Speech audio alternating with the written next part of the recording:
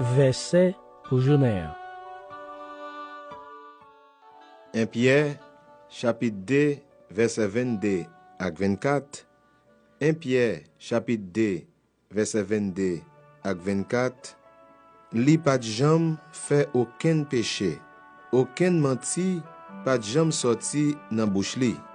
Christ la te pote péché nou yo nan koli sous bois, pour nous te capable mourir en égard de péché, pour nous te ka vive droite devant bon Dieu. Li te quitté yo maltraité pour te ka guéri nous.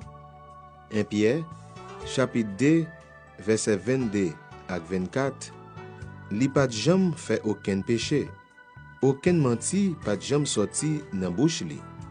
Christ la te pote péché nou yo nan koli sous bois, pour nous te capable mourir en égard de péché, pour nous te ka vive droite devant bon Dieu. Li te quitté yo maltraité pour te ka guéri nous.